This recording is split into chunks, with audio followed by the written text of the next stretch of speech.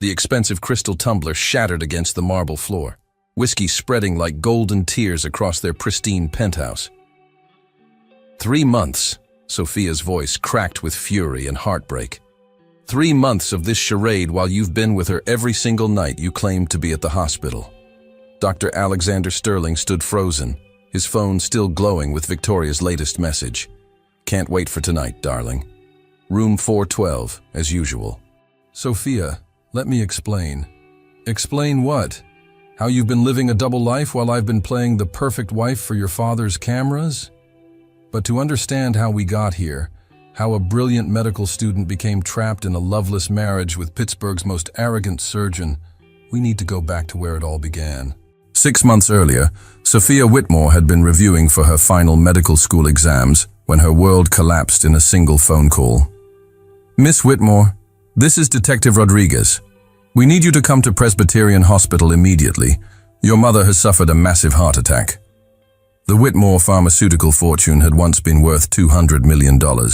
4 generations of medical innovation, patents that revolutionized cardiac medicine, a mansion in Shadyside that hosted senators and Nobel Prize winners. Now, as Sophia rushed through the hospital corridors, she carried everything she owned in a worn leather purse, $247 in cash, her student ID, and the weight of watching everything fall apart. Her father's gambling addiction had consumed it all. The company, sold to pay debts to dangerous people. The mansion, already in foreclosure. Her medical school tuition, gone with everything else. Your mother needs immediate surgery, Dr. Morrison explained gently. The damage is extensive. Without intervention, she has perhaps weeks. Sophia stared at the estimate. $400,000 for surgery, another $200,000 for recovery and ongoing care. She made $12 an hour tutoring pre-med students. That's when Dr. Marcus Sterling appeared like a savior in an Armani suit. Sophia, my dear child. Marcus had known her grandfather, had attended those elegant dinner parties at the Whitmore estate. Don't worry about Eleanor. She'll have the finest care available. But nothing was free in Marcus Sterling's world. 3 days later, over lunch at the exclusive Duquesne Club, he made his real offer. My son Alexander needs a wife, someone with breeding, education, social standing. You need your mother's medical bills paid. Marcus leaned forward. A mutually beneficial arrangement. Dr. Sterling, I barely know Alexander. You know his reputation, brilliant surgeon, heir to Sterling medical empire. And you, my dear, carry a name that opens doors money alone cannot. The trap was elegant and inescapable. Eleanor's condition worsened daily, the bills mounted, and Marcus Sterling had made sure he was the only lifeline available. Alexander Sterling stood 6'2" in his perfectly tailored tuxedo, his dark hair styled to perfection, his gray eyes holding all the warmth of surgical steel. At 30, he was Pittsburgh's most eligible bachelor and its most emotionally unavailable man. Let's be clear, he said coldly as they signed the prenuptial agreements. This is a business transaction. I need a wife for social appearances. You need medical bills paid. We both get what we need without pretending this is something it's not.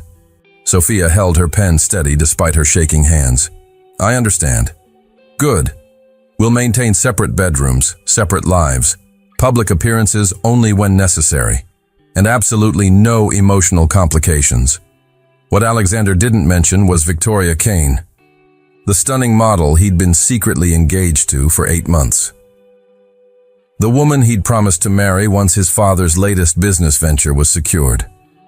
The woman whose heart he was about to break for the second time. I need 6 months, he'd told Victoria 2 nights before the wedding. 1 year at most, then we can be together properly. Victoria's green eyes had flashed with hurt and anger. You're asking me to wait while you play house with some desperate society girl?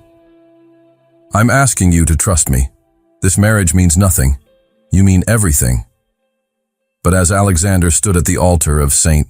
Matthew's Cathedral, watching Sophia walk toward him in her grandmother's wedding dress, something twisted in his chest. She was beautiful, yes, but it was more than that. There was a dignity in her bearing, a strength in her eyes that spoke of someone who'd endured real pain and emerged unbroken. For just a moment, he wondered what it would be like to marry someone like her for real. Then he remembered Victoria waiting for him, and his heart hardened again. The penthouse at Oxford Center was a monument to successful loneliness. 40 floors above Pittsburgh, floor-to-ceiling windows showcasing the city like a conquered kingdom, and not a single photograph or personal touch that suggested anyone actually lived there.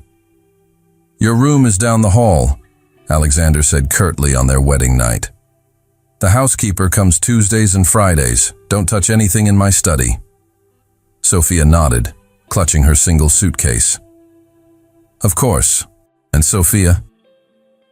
His voice stopped her at the bedroom door. "It's Dr. Sterling. We're not friends." The first month was a masterclass in mutual avoidance. Alexander left for the hospital before dawn, returned after midnight. When they did cross paths, he treated her with the same professional courtesy he'd show a pharmaceutical rep, polite, efficient, utterly devoid of warmth. Sophia threw herself into visiting her mother, whose recovery was progressing beautifully in Marcus Sterling's private cardiac wing. Eleanor had a suite that rivaled a 5-star hotel, nurses who had time to chat, specialists flown in from Johns Hopkins. "You look thin, sweetheart," Eleanor observed during one visit. "Is married life treating you well?" Sophia forced a smile. Alexander is very dedicated to his work. It was easier than explaining that her husband spoke to her maybe 5 minutes a day, and usually only to inform her of some social obligation they needed to attend together. But the real torture was the nights she heard him on the phone, his voice dropping to intimate tones she'd never heard directed at her. "I miss you too." "No, she's not. It's not like that, Vic. Of course I love you." Sophia would press her pillow over her ears and try to forget that her husband was planning a future that didn't include her. The first crack appeared during the Sterling Medical Fundraising Gala, 6 weeks into their marriage. Sophia moved through the evening like a trained dancer, smiling at donors, charming board members, playing the perfect wife, while Alexander's hand rested possessively on her waist. She was good at this. Years of her grandfather's dinner parties had prepared her for exactly this performance. Mrs. Sterling approached Patricia Mellon, whose family had owned half of Pittsburgh since before the Civil War. "How lovely to finally meet you. Your grandmother and I were dear friends." "Mrs. Mellon, what a pleasure. Grandmother always spoke so fondly of you." Alexander watched from across the conversation, struck by something he hadn't expected. Sophia wasn't just playing a role. She genuinely belonged in this world. The ease with which she navigated conversations about art, literature, family histories that stretched back centuries. This wasn't performance. This was breeding. For the first time, he understood what his father had really purchased. But the evening shattered when Alexander's phone buzzed during the silent auction. "Emergency at the hospital," he murmured to Sophia. "I'll be back in an hour." Sophia nodded, continuing to bid on a vacation package to Tuscany they'd never used together. She didn't see Alexander slip onto the hotel's garden terrace, or the way his voice dropped to intimate tones. "Victoria, I can't talk long. Yes, I miss you. Tuesday? I'll make it work." But Marcus Sterling saw, and Marcus Sterling was not pleased. "Having trouble focusing on your responsibilities, son?" Alexander spun around, phone clutched in his hand. "Dad, I was just talking to your girlfriend while your wife charms half of Pittsburgh's medical board into writing 7-figure checks." Marcus's voice was ice. "Tell me, Alexander, which one is actually working for the family tonight?" For the first time, Alexander felt something like shame. It all came apart on a Tuesday night in October. Alexander had claimed another emergency surgery, kissing Sophia's forehead in a gesture that almost seemed genuine. "Don't wait up." But Sophia couldn't sleep. Restless, she'd wandered into Alexander's study to return a medical journal he'd left in the living room. That's when she saw his phone, forgotten on the desk, lighting up with messages. Tonight was incredible. I needed that after the stress of this fake marriage. Can't wait to be done with this charade. 6 more months and we can announce our real engagement. She's pretty enough, but so cold. Nothing like you, darling. Each message was a knife twist. But it was the photos that destroyed her. Intimate pictures from hotel rooms, timestamps showing they were taken during his claimed surgeries. When Alexander returned at midnight, expecting to find the penthouse dark and silent, he instead found Sophia waiting in the living room, his phone in her hands, her face a mask of controlled fury. "Emergency surgery," she said quietly. "Is that what you call it?" Alexander's face went white. "Sophia, let me explain." "Explain what? How you've been lying to me every single night. How you've been humiliating me while I played the devoted wife for your father's social climbing." "Our marriage isn't real," the words exploded out of him. "You said so yourself. It's a business arrangement." "A business arrangement that includes basic respect." Sophia's composure finally cracked. "I gave up everything for this marriage, Alexander. My future, my dignity, my chance at finding someone who could actually love me, and you can't even give me the courtesy of discretion? I never asked you to sacrifice anything for me. Yes, you did. Every time you treated me like a stranger in our own home. Every time you made me feel like an unwelcome burden. Every time you reminded me this marriage was just an inconvenience you had to endure." Alexander stared at her, seeing clearly for the first time the pain his coldness had caused. But his pride and guilt made him lash out instead of apologize. "At least I'm honest about what I want. At least I'm not pretending this farce could ever be real." The cruelty of it took Sophia's breath away. "Get out." "What?" "Get out. Go to her. Go to your precious Victoria who actually wants you. Stop pretending you're trapped here when you've been running to her every chance you get." Alexander grabbed his keys, his movements sharp with fury and guilt. "Fine. At least with her I don't have to pretend to be something I'm not." "What's that?" "A husband who actually cares about his wife." The door slammed behind him with enough force to rattle the windows. Alexander's hands shook on the steering wheel as he drove through Pittsburgh's night streets, Sophia's words echoing in his mind like accusations. She was right. About all of it. He was a coward, using both women for his own convenience while giving neither of them what they deserved. The guilt and self-loathing made him press harder on the accelerator. 40 miles an hour through downtown. 50 on the side streets. 60 approaching the intersection where Fifth Avenue met the bridge. He almost didn't see the red light. The semi-truck was already halfway through the intersection when Alexander's BMW slammed into its side. Metal screamed against asphalt, glass exploded in deadly fragments, and the world went spinning, tumbling, shattering. In the seconds before unconsciousness claimed him, Alexander's last coherent thought wasn't of Victoria, wasn't of his father or his career or his pride. It was of Sophia's face, not angry but heartbroken, and the devastating realization that he'd destroyed something precious without ever understanding what he'd had.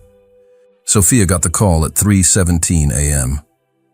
"Mrs. Sterling, this is Dr. Martinez at Presbyterian Hospital. Your husband has been in an accident." The world tilted.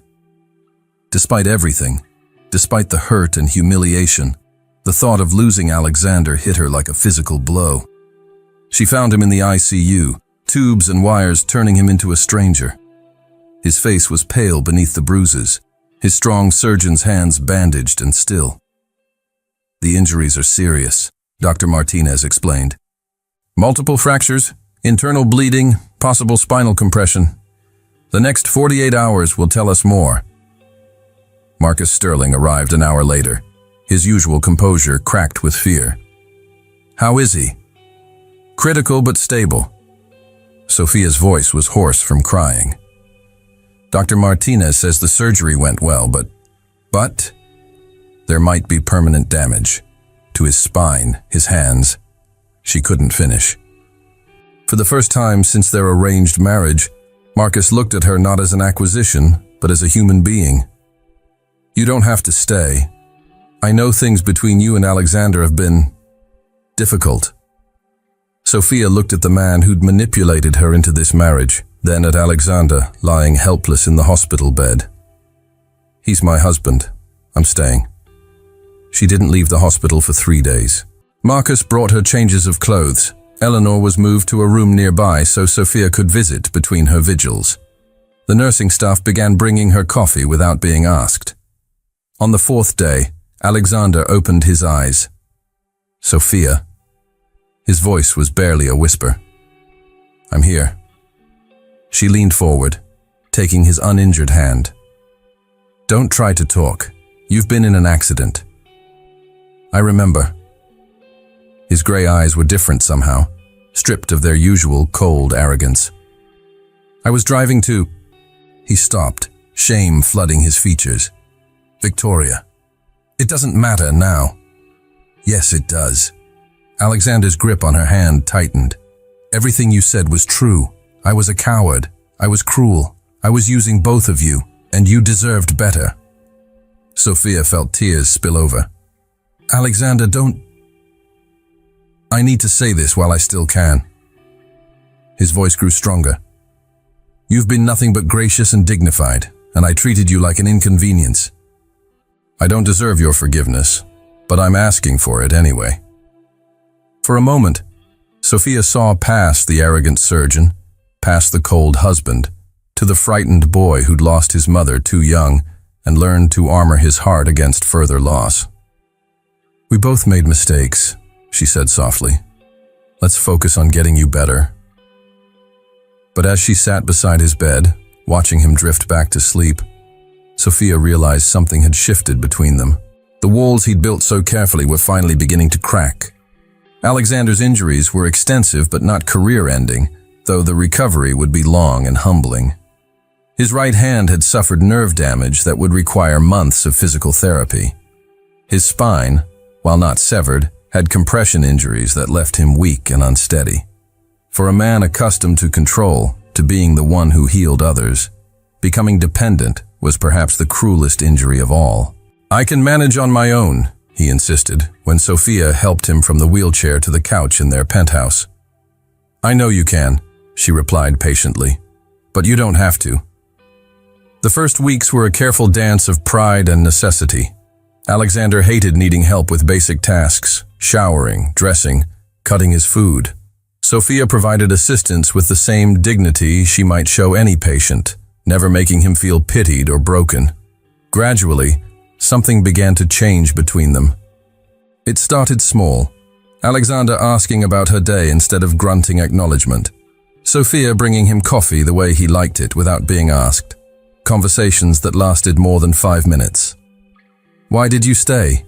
Alexander asked one evening as Sophia helped him with his physical therapy exercises. "At the hospital, I mean, after everything I put you through." Sophia was quiet for a moment, working his damaged hand through gentle ranges of motion. "Because underneath all that arrogance and cruelty, I saw someone who was hurting, someone who'd built walls so high he'd forgotten how to let anyone in. Even someone who treated you terribly? Especially someone who treated me terribly. People don't become cruel without reason, Alexander. They become cruel because they're protecting something fragile."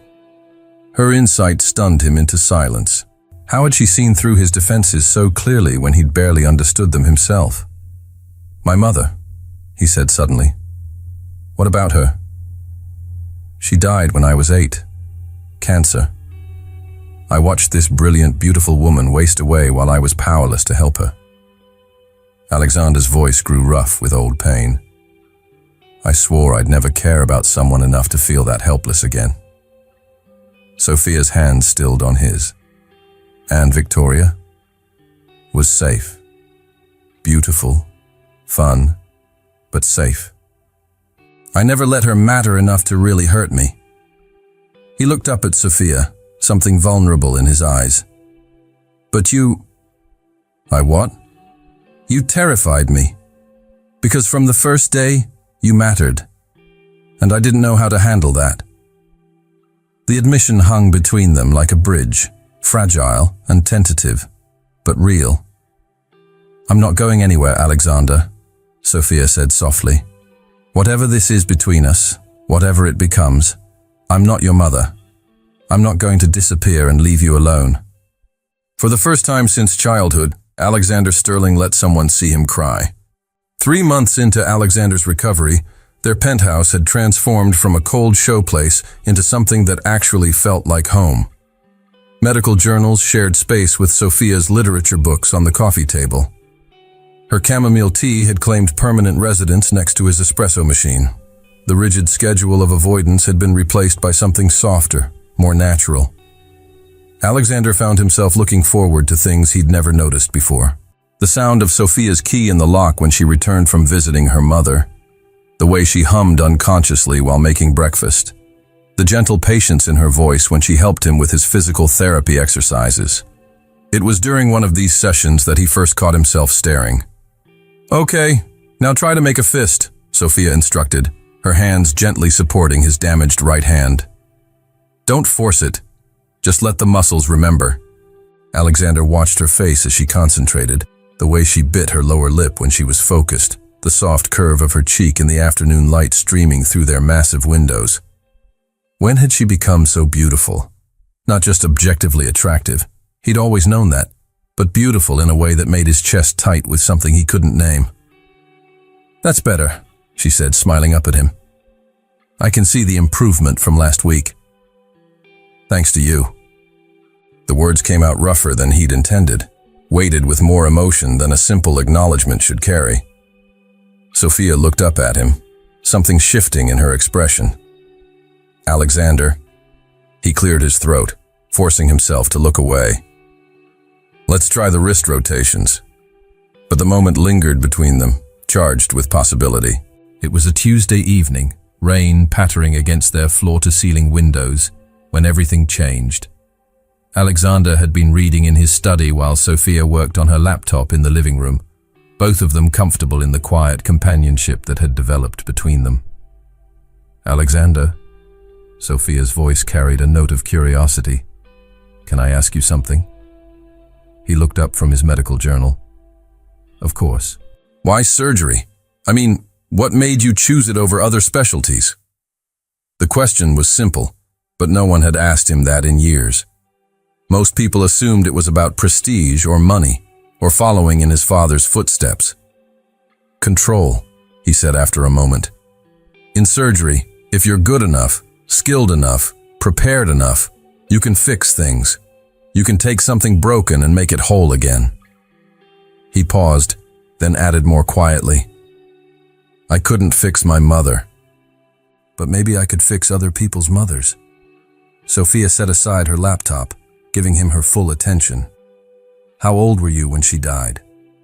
8. Old enough to understand she was sick, not old enough to understand why the doctors couldn't help her. That must have been terrifying. Alexander nodded, surprised by how easy it was to talk to her about this. "My father threw himself into work afterward. I think he couldn't stand being home with all the reminders. So I learned to take care of myself pretty early. Is that why you're so—" Sophia searched for the word. "Controlling? Emotionally unavailable? Choose your favorite psychological flaw." She laughed softly. "I was going to say independent. But those work too." For the first time in months, Alexander found himself genuinely smiling. "Your turn. Why medicine? And don't say it was the family business." Sophia curled her legs under her on the couch, getting comfortable. "When I was 12, I volunteered at a children's hospital for a school project. There was this little boy, maybe 6 years old, who'd been there for weeks recovering from heart surgery. He was scared, lonely, missing his family who lived too far away to visit regularly." She paused, her eyes distant with memory. "I started reading to him during my volunteer hours. Nothing special, just picture books and silly stories. But the way his whole face would light up when I walked into his room," she shrugged. "I realized that healing isn't just about fixing bodies. It's about fixing spirits too." Alexander felt something shift in his chest, a warmth he hadn't experienced in years. You wanted to be the person who made scared children feel safe. I wanted to be the person I needed when I was scared. The admission hung between them, vulnerable and honest. Alexander found himself leaning forward, drawn to her openness in a way that had nothing to do with physical attraction and everything to do with recognition. Here was someone who understood that beneath every professional achievement was a frightened child trying to make sense of an unpredictable world. "What scared you?" he asked gently. Sophia was quiet for a long moment. "My father's drinking, the way he'd disappear for days, leaving my mother and me wondering if he was alive or dead. The uncertainty, never knowing which version of him would come home." She looked up at Alexander. "I think that's why I stayed in our marriage even when you were cruel. Uncertainty I can handle. It's abandonment that terrifies me." The words hit Alexander like a physical blow. How many times had he threatened to leave, stormed out during arguments, made her feel like he was always 1 foot out the door? He'd been so focused on protecting himself from abandonment that he'd become the abandoner. "Sophia, It's okay," she said quickly. "I'm not telling you this to make you feel guilty. I'm telling you because I want you to understand that I'm not going anywhere. Whatever this is between us, whatever it becomes, you don't have to worry about me disappearing." Alexander stared at her, this woman who'd seen him at his worst and chosen to stay anyway, who'd taken his cruelty and responded with compassion, who was offering him the one thing he'd never dared to hope for, permanence. "I don't deserve you," he said quietly. "Maybe not," Sophia replied with a small smile. "But you have me anyway. That's what grace is." It happened 3 weeks later, on a Thursday evening that started like any other. Alexander was in the kitchen, struggling to open a jar of pasta sauce with his still healing right hand. After months of progress, small setbacks like this still frustrated him disproportionately. "Need help?" Sophia appeared at his elbow, not waiting for an answer before gently taking the jar from his hands. "I should be able to open a jar," he muttered, pride and embarrassment making his voice sharp.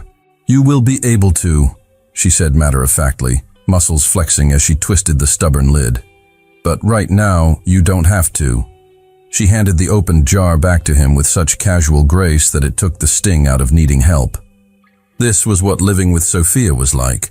She had a way of making accommodation feel like cooperation rather than pity. "Thank you," he said, meaning more than just the jar. They moved around each other in the kitchen, with an ease that would have surprised their former selves. Sophia chopping vegetables while Alexander stirred sauce, a domestic dance that felt more intimate than anything he'd shared with Victoria, despite years of relationship.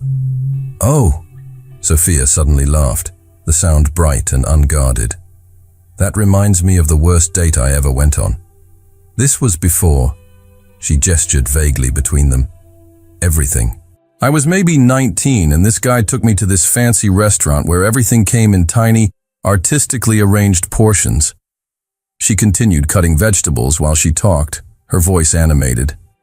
"So we're 3 courses in, and I'm still starving because each plate had maybe 2 bites of food. The guy is going on and on about the culinary artistry and the symphony of flavors, and all I can think about is the burger joint across the street." Alexander found himself smiling, caught up in her storytelling. "So finally, the dessert comes, this tiny square of chocolate that probably cost more than my car payment, and I take this huge bite because I'm so hungry, and it turns out to be filled with some kind of liqueur that I was absolutely not expecting." "What happened?" Alexander asked, though he suspected he knew from the mischievous glint in her eyes. "I spit it out, all over the table, all over his very expensive shirt, all over the couple at the next table." Sophia was laughing so hard now that she had to stop chopping. The look on his face, pure horror, like I'd committed a cardinal sin against fine dining. Alexander was laughing too, imagining 19-year-old Sophia mortifying her pretentious date. Please tell me that wasn't the end of it. "Oh no, it gets better. I was so embarrassed that I stood up too fast, knocked over my water glass, which cascaded onto the floor, which made the waiter slip and crash into a cart full of desserts." She wiped tears of laughter from her eyes. It was like a scene from a slapstick comedy. The manager comped our entire meal just to get us out of there. Did you ever see him again? He dropped me off at home in complete silence and never called again, which was probably for the best, considering he spent the entire ride lecturing me about appropriate behavior in refined establishments. Sophia dissolved into giggles again, and Alexander felt something crack open in his chest. Not just affection or attraction, but something deeper. Joy. When was the last time he'd felt genuine joy? When was the last time someone had made him laugh until his sides hurt? He was staring at her, he realized, watching the way her eyes crinkled at the corners, the way she threw her head back when she laughed, the way her hair caught the kitchen light like spun gold. She was radiant in that moment, completely herself, unguarded and alive and beautiful in a way that had nothing to do with genetics and everything to do with spirit. "What?" she asked, noticing his intense attention. "You," Alexander said without thinking. You're incredible." The laughter faded from her eyes, replaced by something softer, more uncertain. "Alexander." He stepped closer, drawn by something stronger than caution or common sense. "Sophia, I need to ask you something, and I need you to be honest with me." "Okay. Would it be all right if I kissed you?" The question hung between them, loaded with months of careful distance and growing connection. Sophia's breath caught, her eyes searching his face. "Why?" she asked quietly. "Because listening to you laugh just now, watching you be so completely yourself, I realized that I'm falling in love with you. And I don't want to hide from that anymore." Sophia's hands stilled on the cutting board. "Alexander, are you sure? Because if we cross this line, I know, no going back to being strangers." He reached up to cup her face gently. "I don't want to be strangers anymore, Sophia. I want to be your husband. Really your husband." "What about Victoria?" "I ended things with Victoria weeks ago. The night I came home from the hospital, I called her and told her it was over, that I couldn't keep using her as an escape from my real life." Sophia's eyes widened. "You never said anything." "I didn't want you to think it was because of obligation or guilt. I wanted it to be because of choice. My choice to choose you, choose this, choose us." Tears gathered in Sophia's eyes. "I've been falling in love with you too. Even when I was angry, even when I hated what you were doing to us, I couldn't stop caring about you." Alexander's thumb brushed over her cheekbone, wiping away a tear that had spilled over. "So is that a yes?" Instead of answering, Sophia rose up on her tiptoes and pressed her lips to his.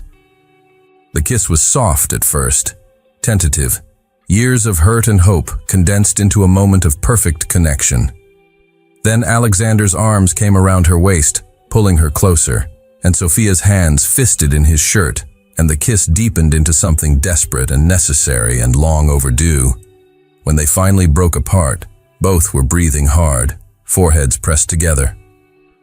"I love you," Alexander whispered against her lips.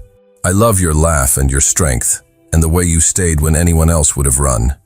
I love the way you make me want to be better than I am." "I love you too," Sophia replied, her voice thick with emotion. "I love your dedication and your intelligence, and the way you're so gentle with patience, even when you're angry with the world. I love the man you are when you let your guard down." They kissed again, slower this time, savoring the moment when everything changed between them.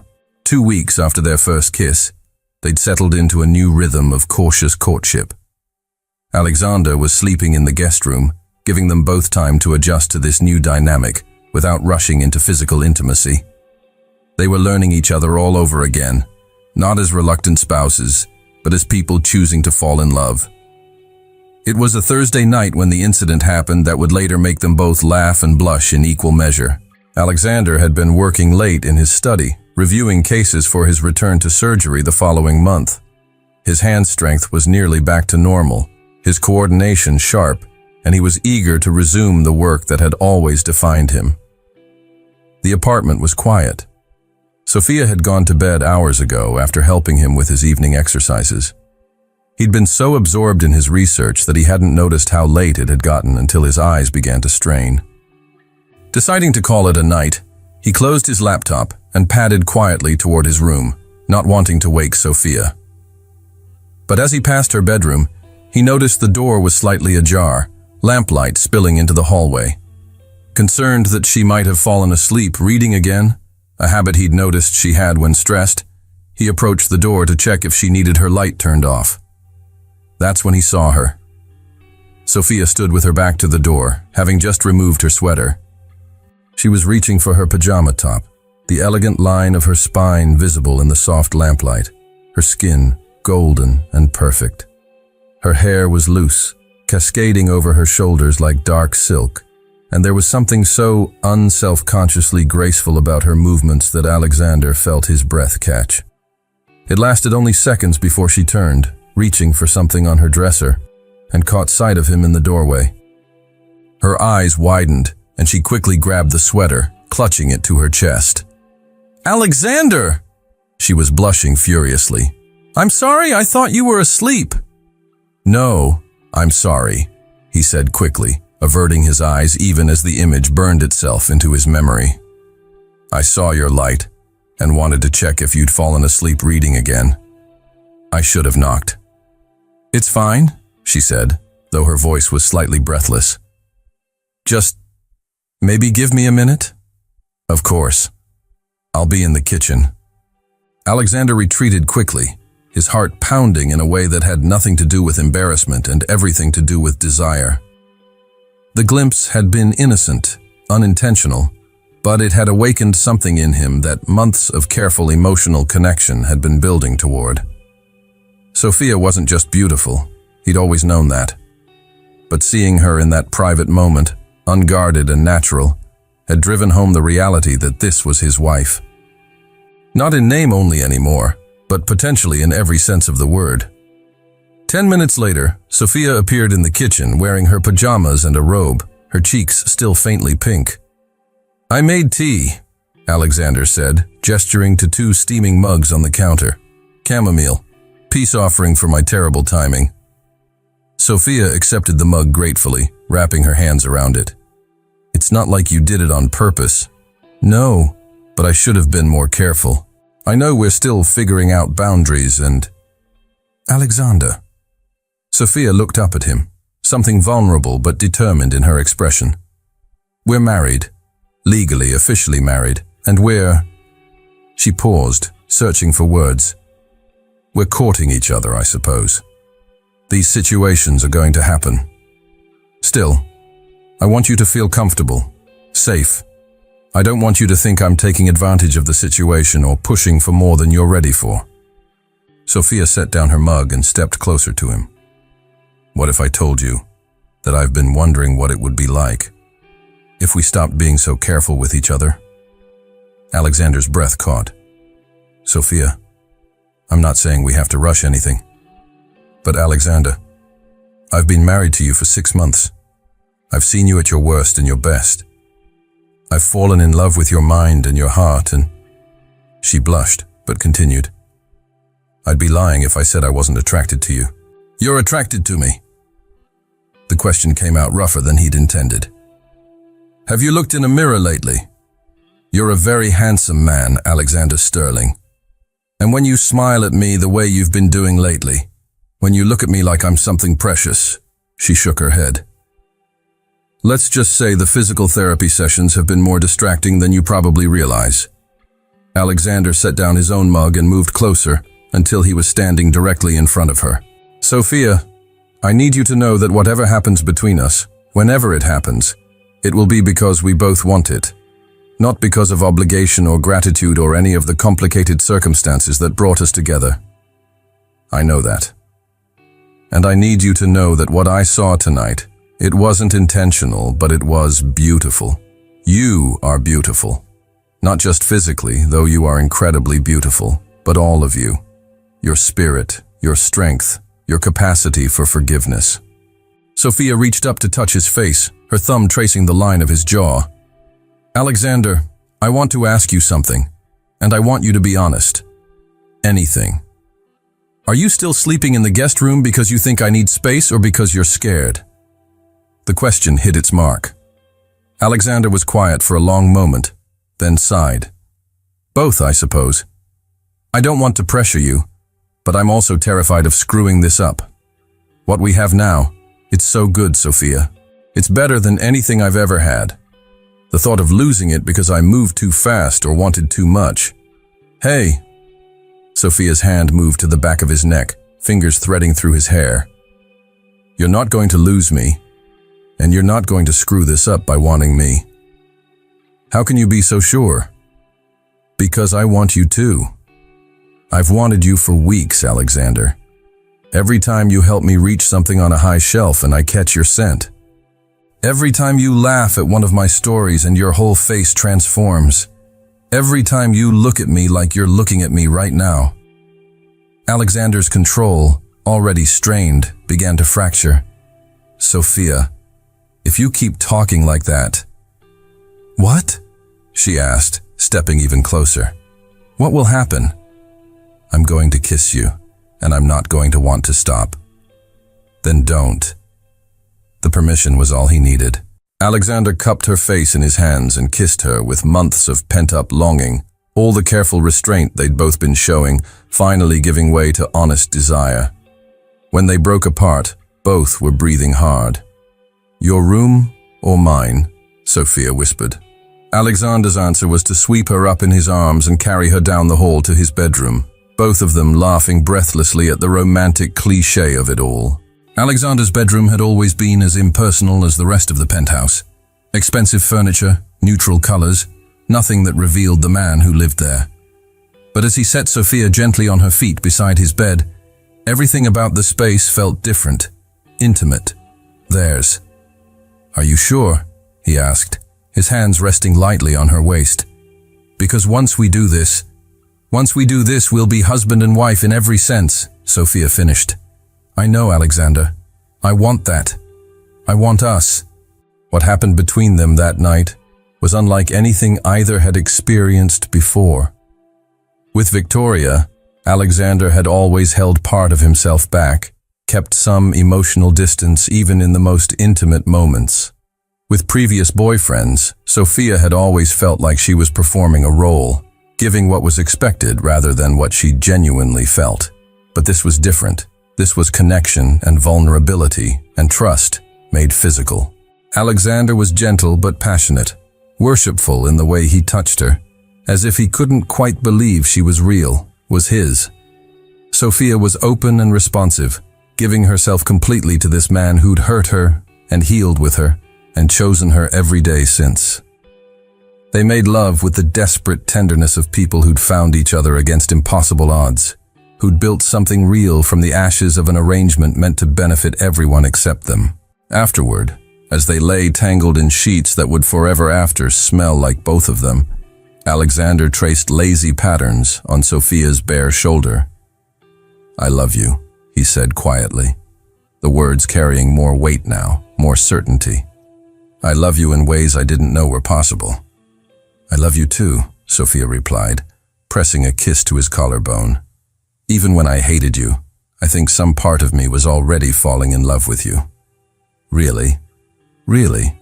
You were so careful with your patience, so gentle despite all that arrogance. And sometimes, when you thought no one was looking, I'd see this sadness in you that broke my heart. Alexander tightened his arms around her. I was so lonely, Sophia. For years before you, I was just empty. Going through the motions of a life that looked successful from the outside, but felt hollow. And now? Now I feel like I'm actually living, instead of just surviving. They talked until dawn, sharing stories and secrets, mapping the emotional territory they'd been too scared or stubborn to explore before. Alexander told her about his recurring dreams where he couldn't save his mother, about the pressure he felt to live up to his father's expectations, about the fear that he'd inherited some fundamental inability to love properly. Sophia told him about the nights she'd spent as a child listening to her parents argue, about the way she'd learned to read people's moods and adjust herself accordingly to keep peace, about her own fear that she was only lovable when she was useful. "That's not true," Alexander said fiercely. "You're not lovable because you take care of people, Sophia. You're lovable because of who you are. Your laugh, your terrible taste in romantic comedies, the way you steal the blankets in your sleep." "I do not steal the blankets." "You absolutely steal the blankets. I've been cold every night for the past 2 weeks." Sophia laughed, the sound soft and delighted in the pre-dawn darkness. "Well, I guess you'll have to stay closer to keep warm." "Is that an invitation?" "It's a promise." As the sun rose over Pittsburgh, painting their bedroom in shades of gold and rose, Alexander and Sophia Sterling began their first day as a couple who'd chosen each other completely. Not because of duty or desperation or family pressure, but because love, real love, had grown in the space between who they'd been forced to be and who they wanted to become. 6 months after that transformative night, Sophia Sterling stood in the bathroom of their penthouse, staring at 2 pink lines that would change their lives forever. Her hands trembled, not with fear, but with overwhelming joy. She and Alexander had spent the past half-year in a honeymoon phase that showed no signs of ending. They'd redone the penthouse together, replacing cold modern art with photographs from their travels, adding warmth and personality to spaces that had once felt like a beautiful prison. Alexander had returned to surgery with renewed passion, his near-death experience making him an even more compassionate doctor. Sophia had re-enrolled in medical school, her dream of becoming a pediatric cardiologist finally within reach. They'd traveled together, a long weekend in San Francisco, a week in the mountains of Colorado where Alexander taught her to ski, badly, and she taught him to build proper campfires. They'd learned each other's rhythms, each other's needs, each other's bodies with the thoroughness of people who intended to spend their lives together. And now this, a baby, their baby. "Sophia?" Alexander's voice carried from the bedroom. "Everything all right? You've been in there for 20 minutes. She took a deep breath, opened the bathroom door, and found her husband sitting on the edge of their bed, hair still tousled from sleep, concern evident in his gray eyes. "Alexander, I need to tell you something." He was instantly alert, the doctor in him cataloging her expression, her posture, her tone. "Are you ill? Should I call?" "I'm pregnant." The words hung in the air between them. Alexander's face went through a series of expressions: shock, disbelief, wonder, and finally, pure joy. Are we? He stood up, moving toward her with careful steps, as if sudden movements might make the news disappear. "Are you sure?" Sophia held up the pregnancy test, tears streaming down her cheeks. "2 tests, both positive. We're going to have a baby, Alexander." What happened next would become one of Sophia's most treasured memories. Alexander, this composed, controlled surgeon who rarely showed excessive emotion, let out a whoop of joy that probably woke half the building. He swept her into his arms, spinning her around while both of them laughed and cried simultaneously. "A baby," he kept repeating, setting her down gently and immediately placing his hands on her still flat stomach. "Our baby." "Are you happy?" Sophia asked, though his reaction had made the answer obvious. "Happy?" Alexander looked up at her, his eyes bright with unshed tears. "Sophia, I never thought I'd have this. A real family, children of my own, someone who loved me enough to want to build a life with me." His voice broke slightly. "I'm not just happy. I'm grateful. So incredibly grateful." They spent the morning making plans, calling Eleanor, who screamed with joy and immediately began planning to move closer to help with the baby, and marveling at how completely their lives had transformed. "Boy or girl?" Alexander asked as they sat on their couch, Sophia's head on his shoulder, his hand never leaving her stomach. "Too early to tell." "Does it matter?" "Not even a little bit, as long as they're healthy and they have your laugh." What if they have your stubborn streak? Then God help us all, Alexander replied solemnly, making Sophia dissolve into the giggles he loved so much. The pregnancy wasn't without challenges. Sophia's morning sickness was severe, leaving her exhausted and barely able to keep food down during her first trimester. Alexander, despite his medical training, found himself hovering anxiously, bringing her ginger tea at all hours and researching every symptom with the dedication he usually reserved for complex surgical cases. "You're driving yourself crazy," Sophia pointed out one evening, finding him hunched over medical journals at 11 p.m., highlighting passages about prenatal nutrition. "I just want to make sure we're doing everything right, that you're getting the best care possible." Alexander. She moved behind his chair, wrapping her arms around his shoulders. "I have the best obstetrician in Pittsburgh. My mother is healthy and helping plan the nursery. And I have a husband who loves me enough to research pregnancy symptoms like he's preparing for a medical board's exam. I think we're doing just fine. But what if something goes wrong? What if I'm not good at this? I don't know anything about being a father, Sophia. My dad was always working, and when he wasn't working, he was criticizing. What if I... Hey." Sophia turned his chair around, cupping his face in her hands. "Look at me. You're going to be an amazing father." "You know how I know?" "How?" "Because you're already worried about being good at it. Bad fathers don't lose sleep over whether they're doing enough." She kissed his forehead. "Besides, we're going to figure it out together. That's what partners do." The word partners still gave Alexander a little thrill. For so many years, he'd been solitary by choice and circumstance. Now he had someone who truly shared his life, his dreams, his fears. They decided to wait until Sophia was safely through her first trimester before telling Marcus and the broader social circle that had been so invested in their arranged marriage. The announcement was made at the annual Sterling Medical Center fundraiser, the same event where they'd once barely been able to tolerate each other's presence. This time, they arrived together, Sophia radiant in a midnight blue gown that Alexander couldn't stop admiring, her hand resting protectively over the small bump that was just beginning to show. "Ladies and gentlemen," Marcus Sterling announced during his speech, his voice carrying across the ballroom. "This year has been remarkable for Sterling Medical Center, but I'm particularly pleased to share some personal news.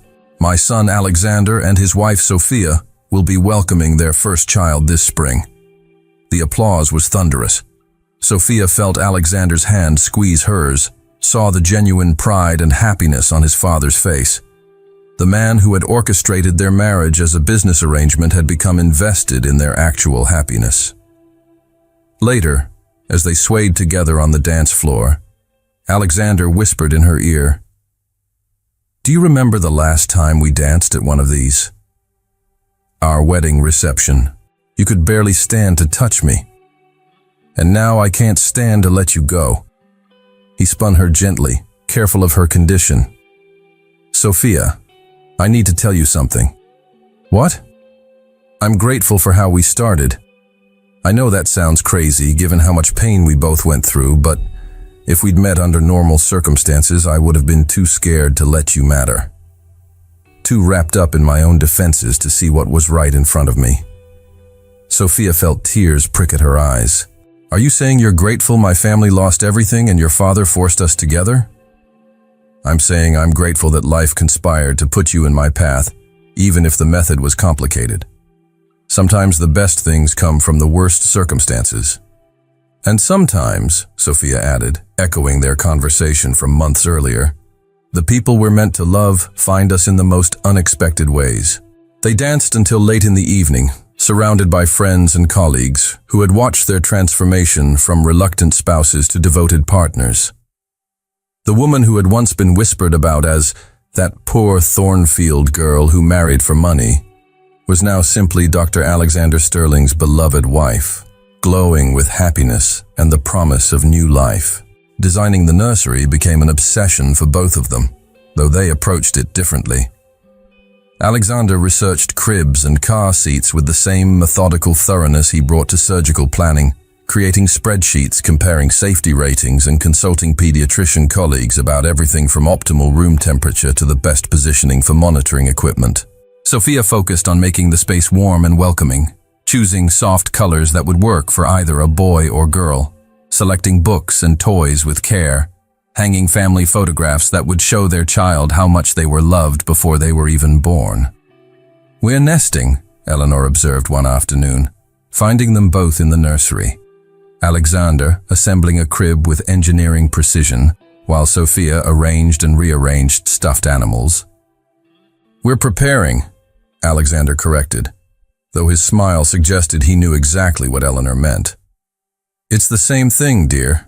Your grandfather did the exact same thing when Sophia's father was born. Drove me absolutely crazy with his lists and schedules and contingency plans." "And how did that work out?" Sophia asked. "He was a wonderful father when he allowed himself to be. The problem was never lack of love or preparation. It was trusting that love would be enough." Eleanor's words stayed with Alexander long after she'd gone home. Trust that love would be enough. It was a concept he was still learning to embrace. At 28 weeks, Sophia began experiencing cramping that sent both of them into a panic. Alexander drove to the hospital with the controlled urgency of someone trying not to fall apart, his medical training warring with his fear as a husband and expectant father. "It's probably nothing," he kept saying, though his knuckles were white on the steering wheel. "Braxton Hicks contractions are common at this stage. Perfectly normal." "Since when do you repeat information like a mantra?" Sophia asked, trying to inject lightness into her voice despite her own fear. "Since the person I love most in the world might be in trouble." The tests revealed that Sophia was experiencing early labor symptoms brought on by stress and overwork. Bed rest was prescribed, along with medications to stop the contractions. "The baby's fine," Dr. Rodriguez assured them after what felt like hours of testing. "Strong heartbeat, good development, no signs of distress. But Sophia, you need to take it easier. No more 12-hour study sessions, no more trying to keep up with your pre-pregnancy schedule." That night, as they lay in bed with Sophia's head on Alexander's chest, he finally admitted his deepest fear. "I was so scared today, not just about the baby but about losing you." "You're not going to lose me." "You can't promise that. No one can promise that." His arms tightened around her. "But for the first time in my life, I have something worth being scared about losing. And I don't know how to handle that. The same way you handle everything else that matters to you. With skill, dedication, and the knowledge that you're not doing it alone. We're really going to be parents. We really are. I love you, Sophia Sterling. I love our baby. I love the life we've built together. I love you too. All of you forever." Elena Rose Sterling made her entrance into the world on a snowy February morning, 3 weeks early, but perfectly healthy. At 5 pounds, 12 ounces, she was a tiny miracle with Alexander's dark hair and what the nurses swore were Sophia's expressive eyes. Alexander, who had assisted in hundreds of surgeries and remained calm under the most intense pressure, was a complete mess during Sophia's labor. "Her contractions are 2 minutes apart," he announced to the delivery room staff, as if they weren't already monitoring everything closely. "Shouldn't we be considering an epidural? What about fetal distress? Are we sure the baby's position is optimal?" "Alexander," Sophia gasped between contractions, "you're being more nervous than I am, and I'm the one having the baby." "Dr. Sterling," the obstetrician said gently, "why don't you focus on supporting your wife instead of trying to manage her medical care?" The moment Elena was placed in Sophia's arms, everything else fell away. Alexander felt his heart stop and restart as he looked at his daughter for the first time. This tiny, perfect person who was half him, half the woman he loved more than life itself. "She's beautiful," he whispered, his voice thick with tears. "She's absolutely perfect." "She looks like you," Sophia murmured, exhausted but radiant. "She looks like you. Look at those eyes, that little nose."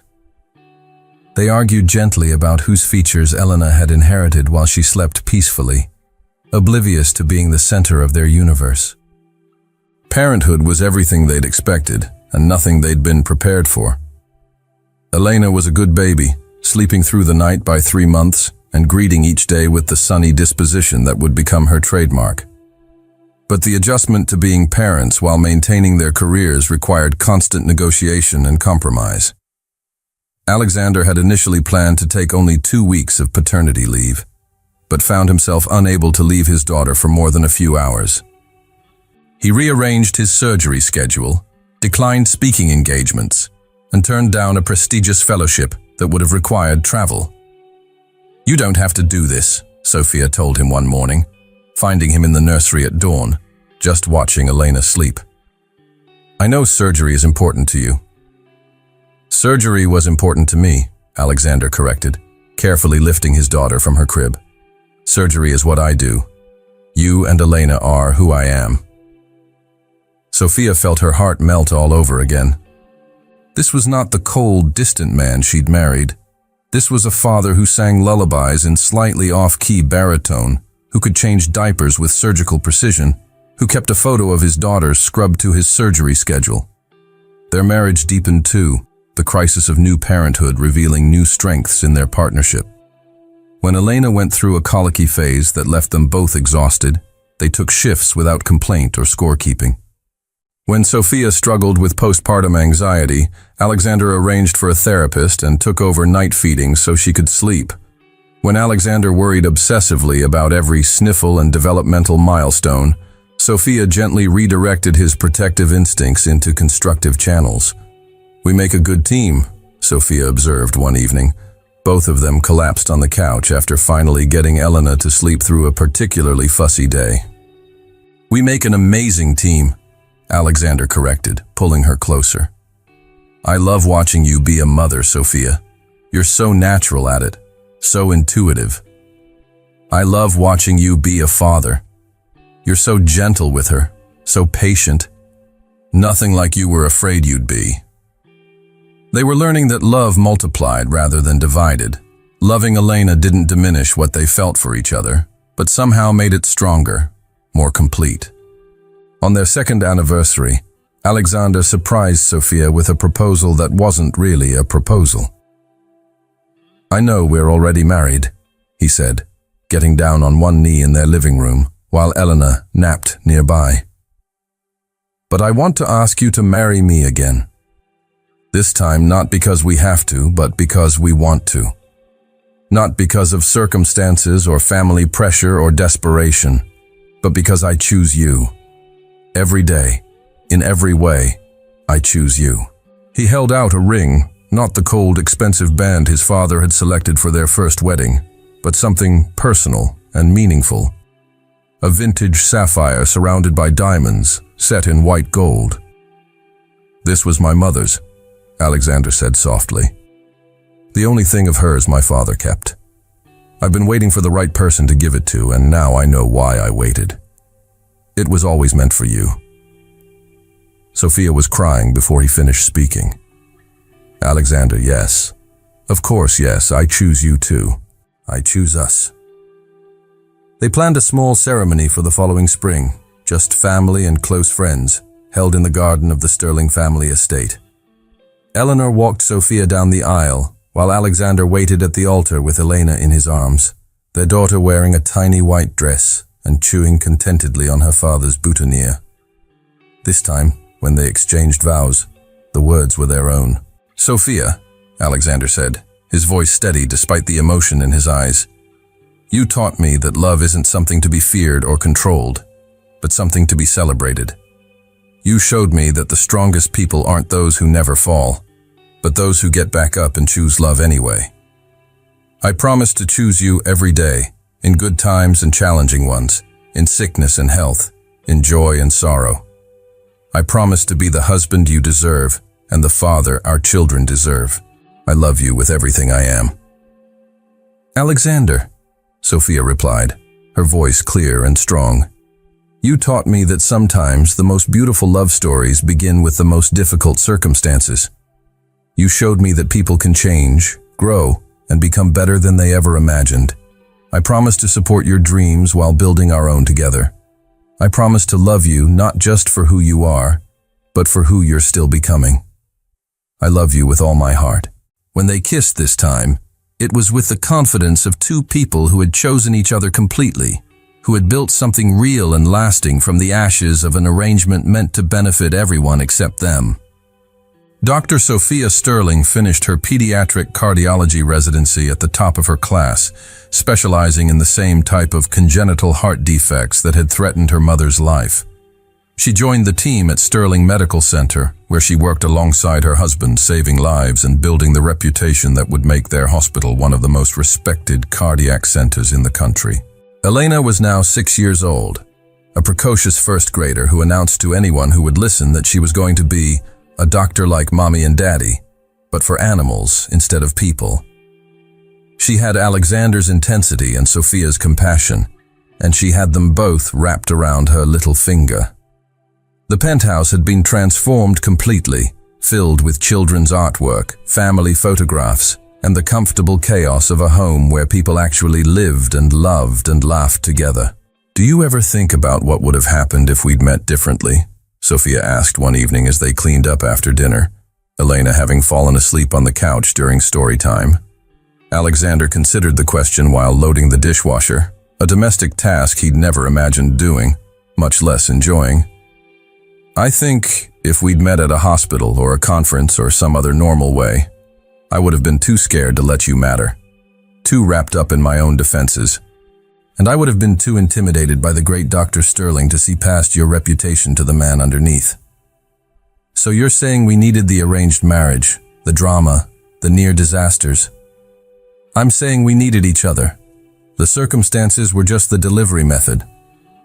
Alexander smiled, crossing to where Sophia stood, wiping down counters, and wrapped his arms around her waist from behind. "I love our delivery method, even the painful parts. Especially the painful parts, because they taught us what we were really capable of." "And what's that?" "Forgiveness, growth, choosing love even when it's hard." Sophia leaned back against his chest, watching their daughter sleep peacefully on the couch. "Do you think Elena will understand someday how we really started? I think Elena will understand that sometimes the best love stories aren't fairy tales. Sometimes they're about two broken people who decided to heal together." "Are we still broken?" Alexander pressed a kiss to her temple. "We're still human, still flawed, still figuring it out as we go. But we're figuring it out together, and that makes all the difference." As if summoned by their conversation, Elena stirred on the couch, opening sleepy eyes to find her parents. "Carry me to bed?" she asked, holding out her arms. "Of course, sweetheart," Alexander said, scooping up his daughter while Sophia gathered discarded toys and books.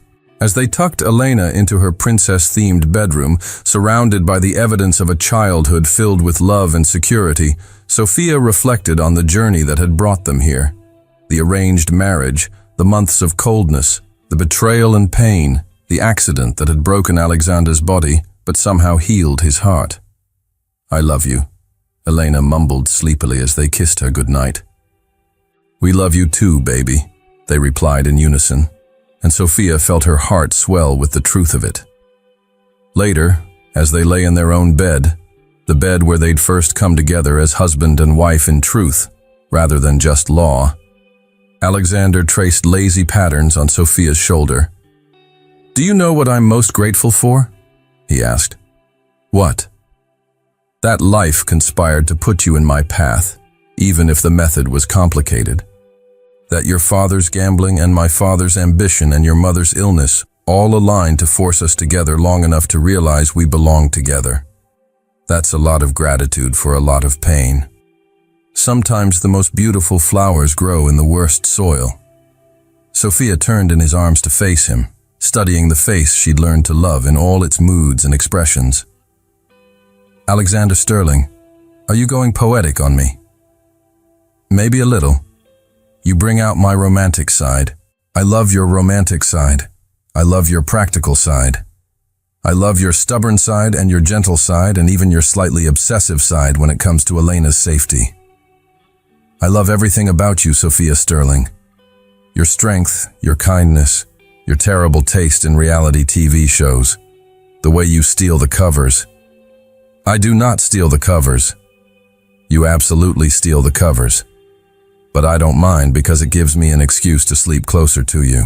They made love that night with the quiet passion of long-married couples who had chosen each other again and again through all of life's challenges.